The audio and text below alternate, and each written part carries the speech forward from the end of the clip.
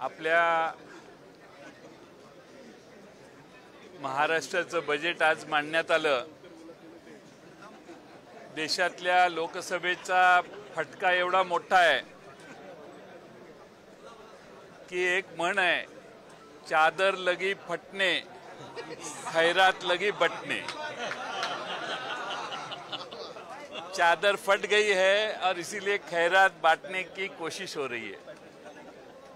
यांना खात्री झालेली आहे की काही झालं तरी आता आपला पराभव आहे आणि म्हणून हा शेवटचा प्रयत्न सरकारने करून बघितला आहे आणि हाही प्रयत्न फक्त 3 महिन्यासाठी आहे, कारण 2.5-3 महिन्यानंतर आचारसंहिता लागणार आणि म्हणून या अर्थसंकल्पात घोषणा करत असताना पुढचे 2-2.5 महिनेच आपण सरकारमध्ये आहोत, तेवढे पैसे वाटप करायचे आहेत, बाकीचे नंतरचे नंतर आल्यावर बघतील असा भाव याच्यात आहे।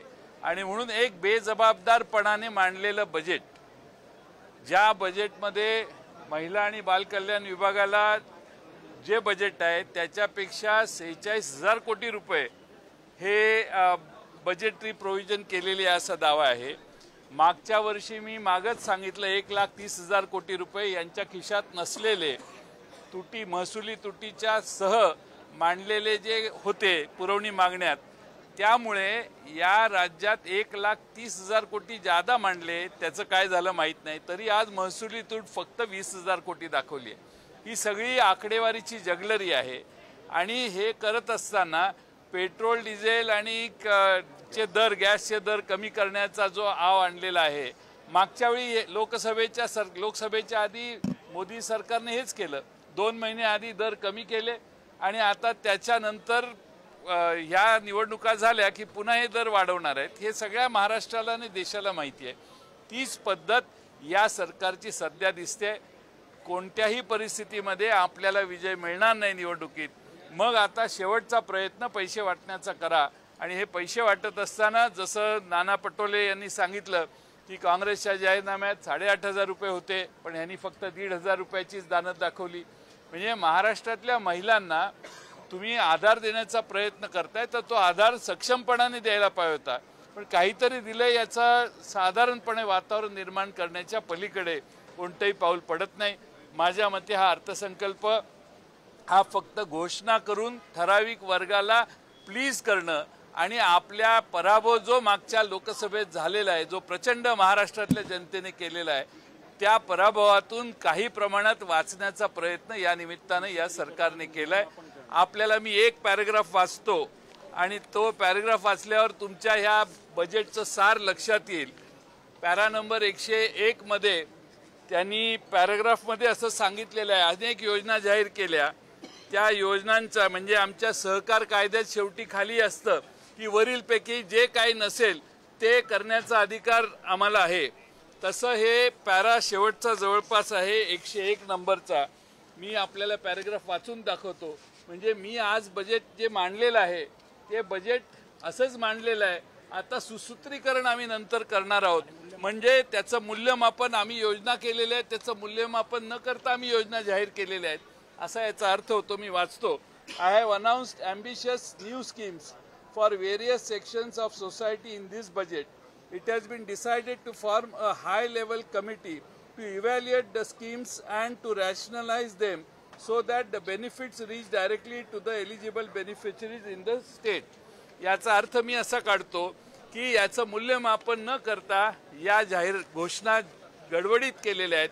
आता एक कमिटी बसणार, त्याचं मूल्यमापन करणार आणि मग याच्यात कशी कटौती करता येईल आणि कशा पद्धतीने मग कारण दाखवून म्हणजे तुम्ही अमक्याच कागदपत्र भरा, अमकेच कंडिशन्स काढा, कंडिशन्स वाढतील आणि मला खात्री आहे की या पद्धतीचा जे जाहीर केलेलं आहे त्यातल्या कोणत्याही गोष्टी फलद्रूप होणार नाहीत। महाराष्ट्रातल्या जनतेला काही दिलासा देण्याचा प्रयत्न यातनं जो केलेला आहे तो महाराष्ट्रातल्या जनतेची निव्वळ फसवणूक आहे। महाराष्ट्राचे MSEB बोर्ड जे आहे त्याची थकबाकी किती आहे आणि त्या बाबतीत खरं म्हणजे मागच्या थकबाकीला माफ करणं हा जर निर्णय झाला असता तर त्याचं मोठं स्वागत महाराष्ट्रातल्या जनतेने केलं असतं। आता इथून पुढे यांचं राज्यच 2 महिने आहे तर पुढची सुपारी घेणं हे जबाबदारपणाचं लक्षण नाही। म्हणून मी मगाशी सांगितलं की मागं काय आहे, MSCBच्या समोरचे प्रश्न काय आहेत याच्याबद्दल कुठेही भाषणात याचा उल्लेख नाही आहे. पण पुढे मी अमकं करणार आहे म्हणतात. यालाच मी म्हणतो की हे बेजबाबदारपणाचं लक्षण आहे. त्यांनी जर बजेटमध्ये सांगितलं असतं की एवढी जबाबदारी आमच्यावर ऑलरेडी आहे महाराष्ट्र सरकारवर, जी आम्हाला महाराष्ट्र सरकारच्या वतीनं त्यांना द्यायची आहे, तर मग मी समजू शकतो. किंवा थकबाकी एवढी आहे याची वसुलीची हे कार्यक्रम आहेत, त्या सगळ्या गोष्टीवर पांघरून घालून नवी जबाबदारी 14,000 कोटी रुपयाची म्हणतायत. पण मला वाटत नाही ती 14,000 कोटीवर थांबेल. किमान 28 ते 30,000 कोटी रुपये हे या योजनेसाठी लागतील. म्हणून मी वारंवार सांगतोय हे बजेट फक्त 2-2.5 महिन्याचं आहे. हे सत्तेतून बाजूला गेल्यानंतर आम्ही ज्यावेळी सत्तेत येऊ त्यावेळी अशा गोष्टी आणि या सगळ्या संदर्भात आम्हाला महाराष्ट्रातल्या जनतेला दिलासा देण्याचं काम पुढे करायचंच आहे. ते आम्ही योग्य त्या पद्धतीनं व्यवस्थितपणानं करू. आणि एक शेवटचा आणखीन एक मुद्दा मी मांडू और हिंदी में भी मांडू. वारकरी दिंडींना अनुदान देण्याची घोषणा केलेली आहे. छत्रपती शिवाजी महाराजांनी देखील तुकोबारायांना नजराना पाठवलेला होता. त्यावेळी तुकोबारायांनी स्पर्श न करता तो परत पाठवला. त्यांचे आभार मानले. पण ही वारी महाराष्ट्रातली जी दिंडी निघते ती जागोजागी लोक भाविक स्वतः उत्स्फूर्तपणाने स्वखर्चाने येतात आणि तल्लीन होऊन त्या वारीमध्ये सहभागी होतात. जागोजागी लोक त्या ठिकाणी त्यांना अनेक ठिकाणी अन्नछत्र किंवा अन्नदात्यांच्याकडून अन्नदान केलं जातं. त्यामुळं 20,000ची मदत आवश्यक नाहीये, नको असं प्रशांत महाराज मोरे यांनी ऑलरेडी म्हटलंय, अनेकांनी म्हटलेलं आहे. आणि त्यामुळं महाराष्ट्रातली वारी ही स्वाभिमानाची वारी आहे.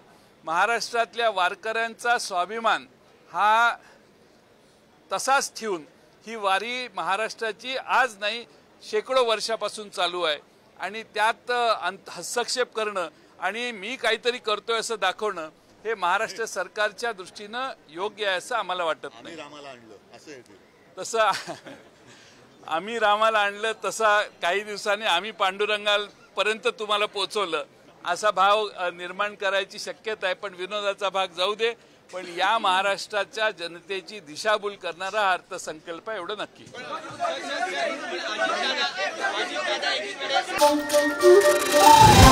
Thank you.